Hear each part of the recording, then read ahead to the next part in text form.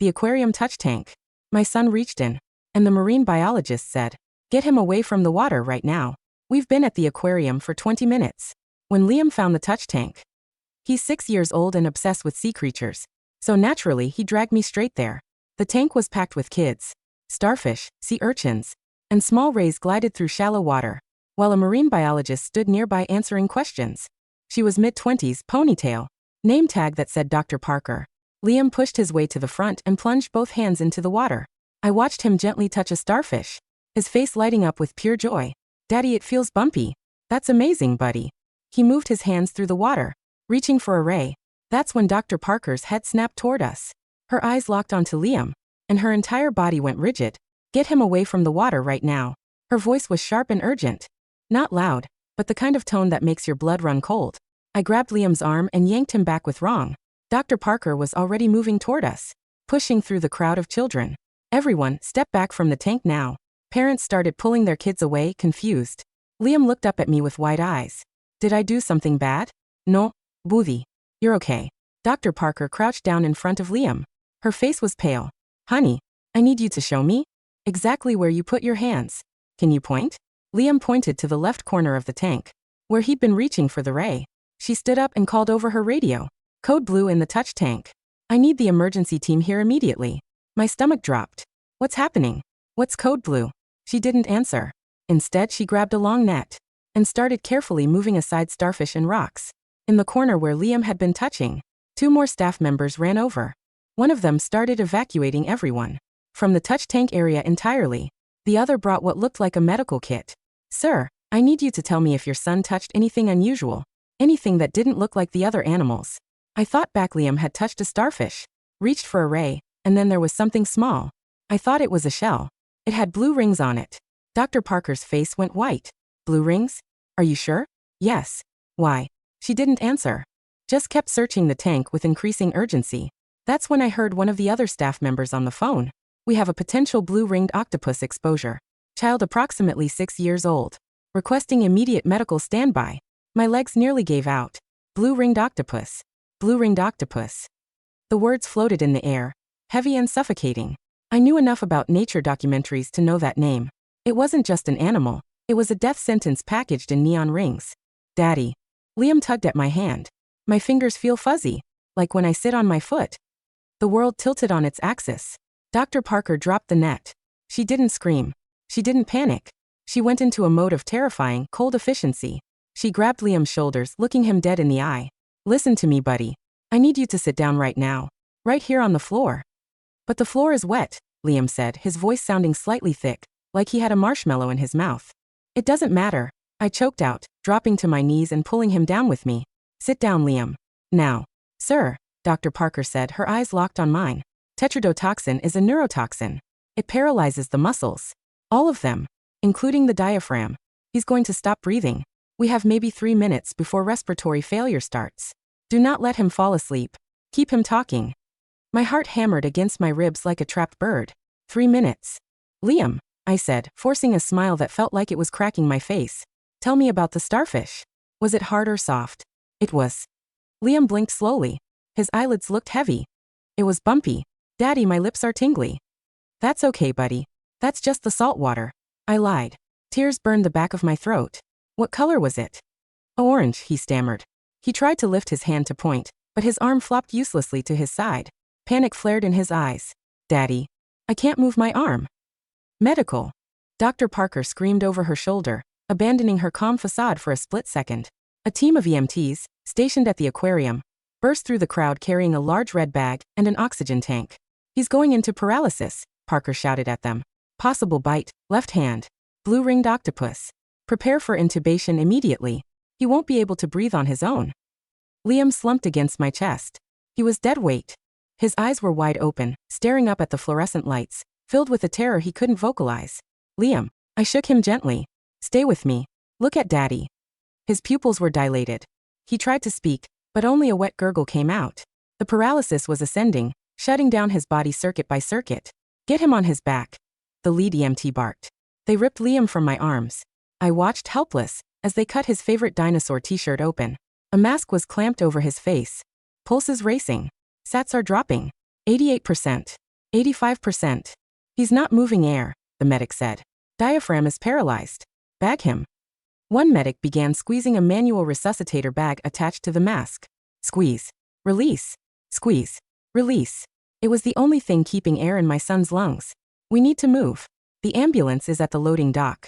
Let's go. I scrambled up to follow them, but Dr. Parker grabbed my arm. Her grip was iron. Sir, you go with him. But I need you to know something, she said, her voice trembling for the first time. The toxin doesn't affect the brain. He is fully conscious. He can hear you. He can see you. He just can't move or breathe. He is locked in. Do not leave his side. Talk to him. Tell him he's okay. If he panics, his heart rate will spike and the toxin will circulate faster. I nodded, unable to speak, and ran after the stretcher. The ambulance ride was a blur of sirens and the rhythmic whoosh of the bag valve mask. Daddy's here, Liam. I whispered into his ear, gripping his limp hand. I'm right here. You're just sleeping, buddy. You're just resting. His eyes were taped shut by the paramedics to protect his corneas, since he couldn't blink. It made him look like a doll. A broken, discarded doll.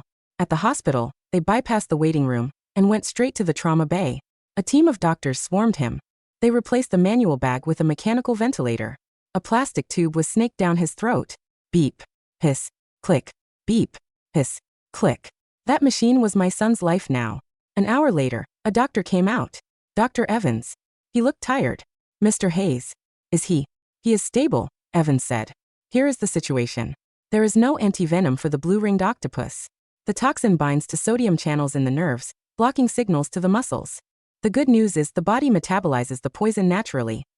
So he just wakes up? Eventually. Usually within 24 hours. The danger is the interim. He is fully paralyzed. He is on life support.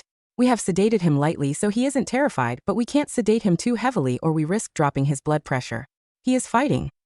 I sat by Liam's bed for 6 hours. I read him his favorite books. I told him about the camping trip we were planning.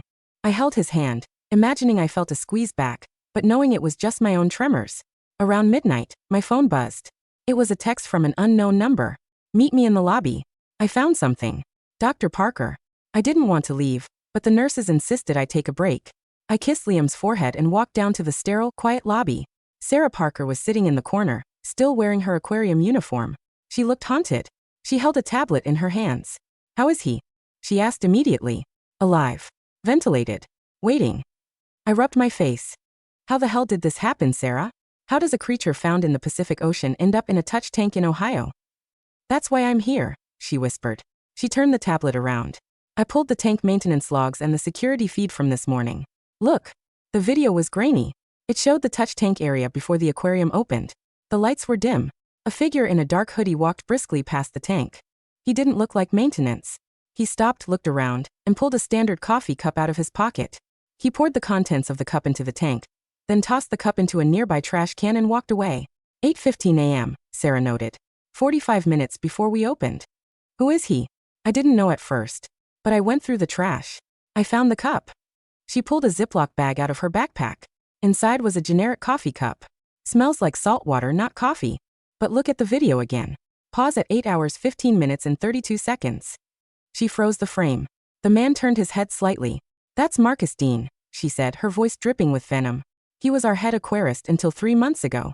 He was fired for selling coral samples on the black market. He put that thing in there to kill kids. I asked, my voice rising. No, Sarah shook her head. Blue rings are worth a fortune to private collectors. Illegal, dangerous collectors. My guess? He was doing a handoff. He dropped it in the touch tank, a place with high water flow and food, intending for a contact to scoop it up during the chaos of the day. A dead drop.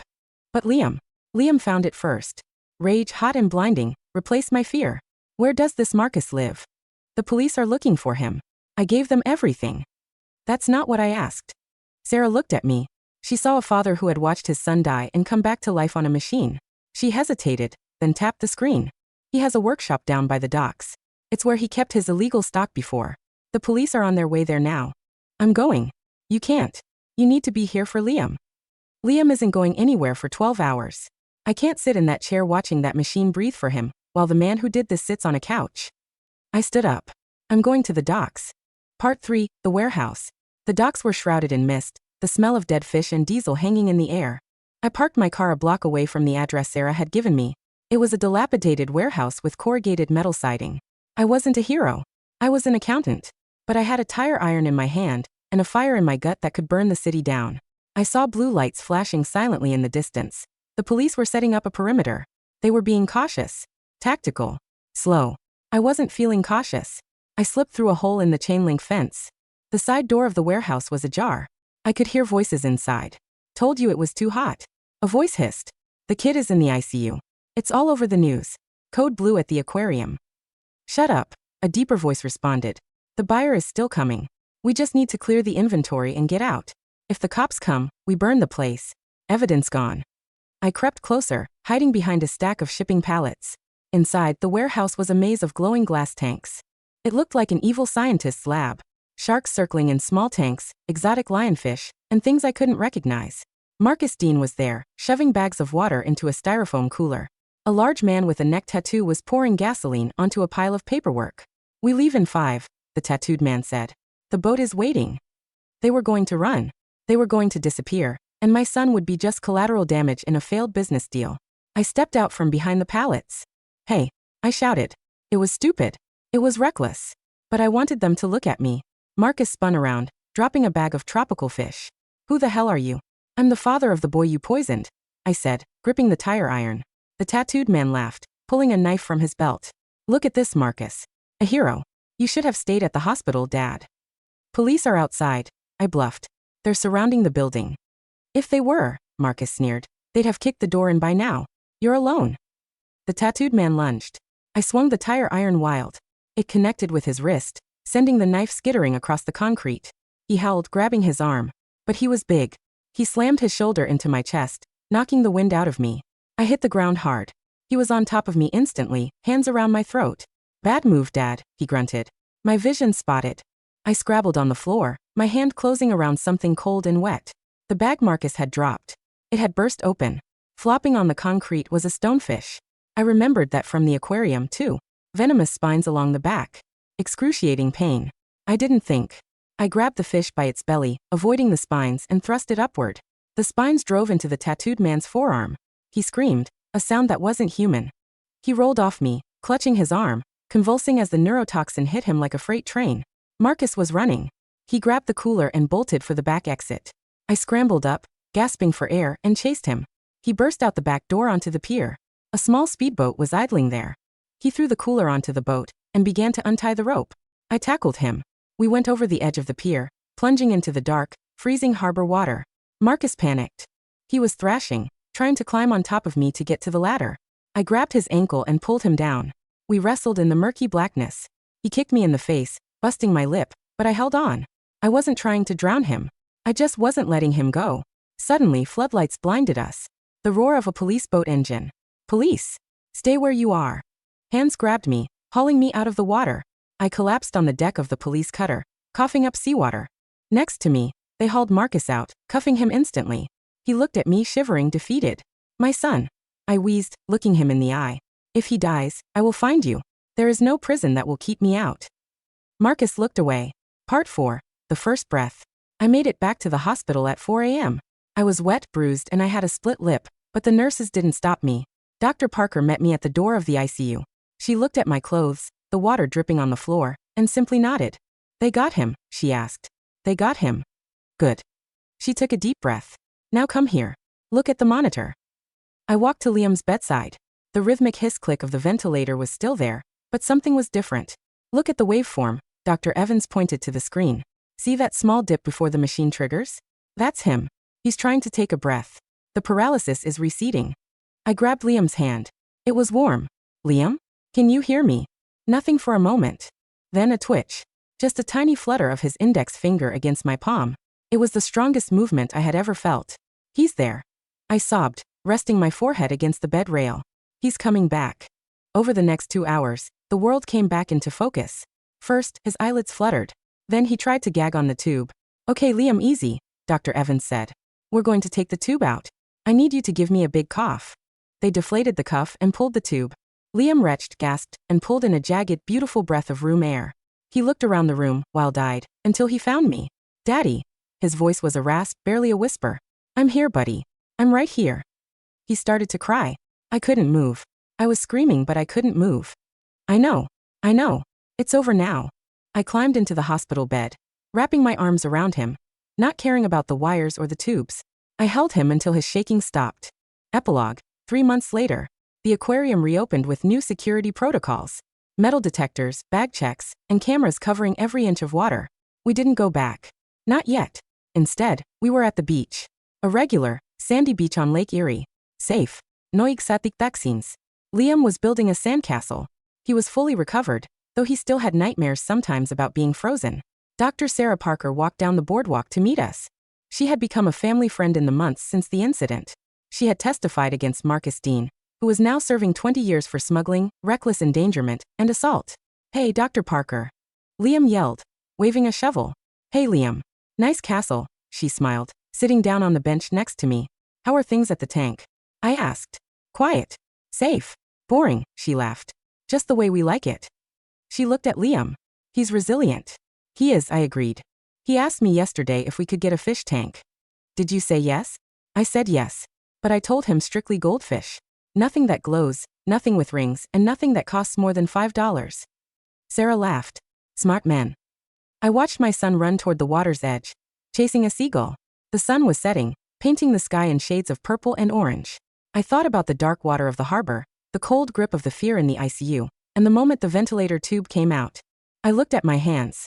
They had held a dying child, wielded a tire iron, and punched a smuggler. But now, they were just resting on a park bench. Liam tripped over his own feet and face-planted into the sand. He sat up, looked at us, and burst out laughing. I took a deep breath, the air tasting sweet and clean. "Daddy, look," Liam shouted, holding up a gray, flat rock. "It looks like a shark tooth. Don't touch it." I yelled instinctively, jumping half out of my seat. Liam froze, then grinned. "Just kidding, Daddy. It's a rock." I sank back onto the bench, my heart rate slowly returning to normal. Sarah patted my shoulder. "It gets easier," she said. "I hope so," I replied. "But I'm never letting him near a calamari appetizer ever again." We watched the sun dip below the horizon, the darkness no longer holding any terror, just the promise of a peaceful night.